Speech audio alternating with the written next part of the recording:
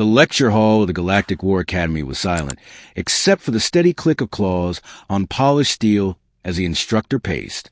The being, a tall, insectoid scholar named Professor Youre, prided himself on having trained some of the greatest tacticians in the Orion sector. His lectures were considered sacred, a blend of strategic philosophy, tactical simulations, and the brutal art of efficient warfare. No one dared interrupt him. No one dared challenge him. Until today.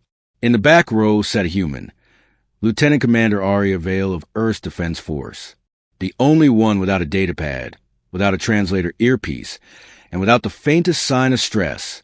Her hands were folded on the table, eyes calm and steady. Around her, alien cadets scribbled feverishly on glowing holopads, struggling to keep up as Youre dictated equations of combat. But Aria didn't move.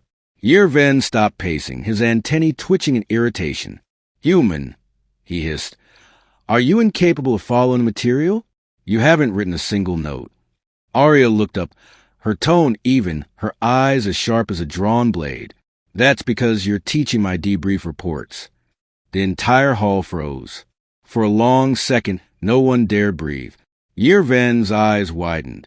"Explain," he demanded, voice cold. Aria leaned back in her chair, crossing her arms. "Your first case study, the siege of Polara 9, the exact wording of your casualty estimates? I wrote that after we pulled the survivors from the rubble, you're quoting me." Gasps rippled through the room. A young Avari cadet whispered, "She's lying." Aria's gaze didn't waver. "Your next example, the defensive line at Voro's Edge. The humans you mentioned? That was my platoon. I was the one who ordered the orbital retreat. And before you ask, no, I didn't get permission. I saved 480 soldiers that day by breaking every rule you're lecturing about." Youre's mandibles clicked shut. He studied her, his posture suddenly less certain. "You're saying these tactics were yours?" "I'm saying I learned them the hard way," Aria replied. "While your council debated formations, I was counting the bodies." A thick, tense silence filled the hall. Every cadet, every assistant, every data drone paused its recording. Then Youre did something no one expected. He walked to the podium, folded his claws, and said quietly, "Then perhaps you should teach the next lesson." Aria blinked. "Excuse me. You claim experience beyond my curriculum," Youre said, tilting his head. "Then demonstrate it. Teach them something not found in the archives." A slow grin spread across Aria's face. "All right," she said, standing. "Let's talk about what happens after your strategy fails." She walked to the front of the room, boots echoing on the metal floor. The projector flickered as she brought up an image. A battlefield, ash-gray and silent, with smoke still rising from craters. This was Reela's prime. The day I learned the difference between victory and survival. The cadets leaned forward.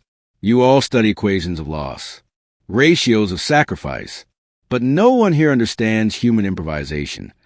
She tapped the hologram. "You can plan for every variable until someone lights a fire in the rain." "What does that mean?" asked the kith cadet.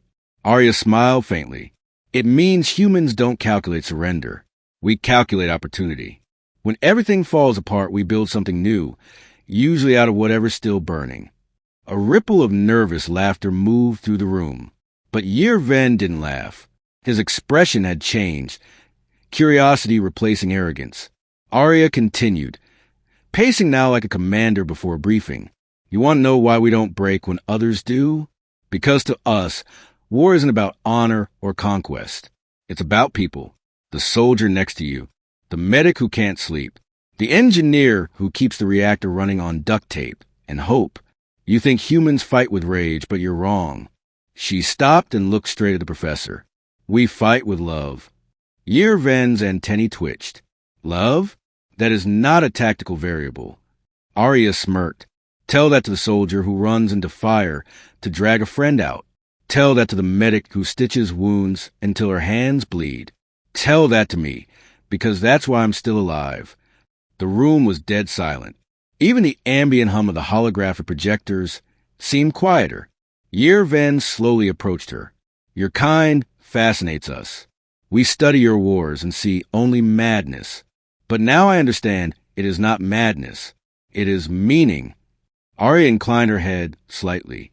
We don't always win, but we never stop showing up. That's what terrifies the galaxy, Professor.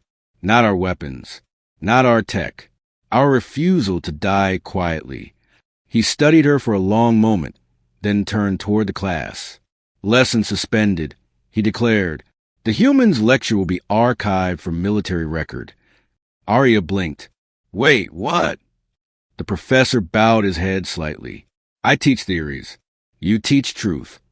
As she left the hall that day, every cadet stood as she passed, a rare gesture of respect among alien species. Her voice and words would echo through the academy for years, becoming required study material. In later decades, when soldiers across the galaxy fought side by side, they would whisper her name like a promise.